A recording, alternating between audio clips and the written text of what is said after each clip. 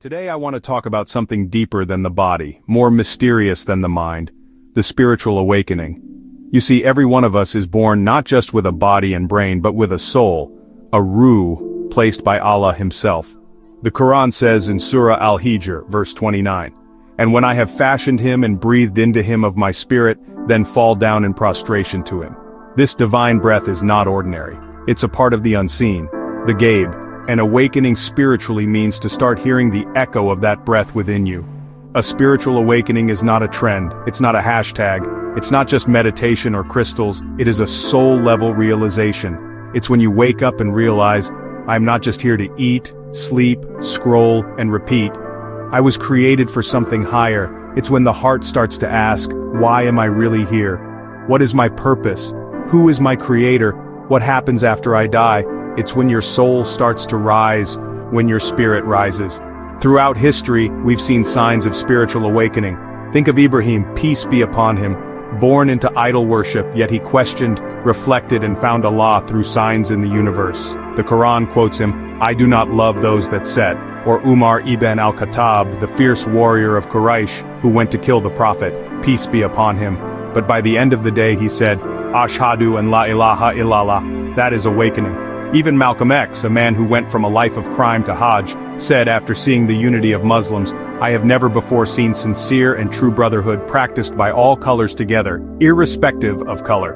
His soul rose above racism. That is awakening. From a scientific point of view, spiritual awakening is often described as a shift in consciousness.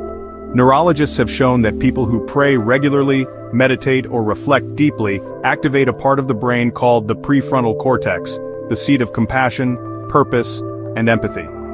Even brain scans show that when someone feels a spiritual moment, there's a unique pattern, a kind of inner light. That's not coincidence, that's fitra, your soul recognizing its source.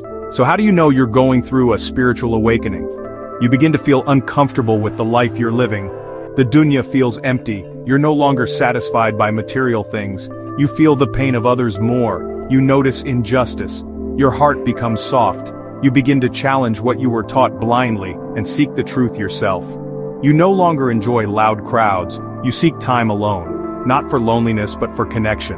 You start seeing meaningful signs, you hear the right message at the right time. That's not random, that's divine alignment.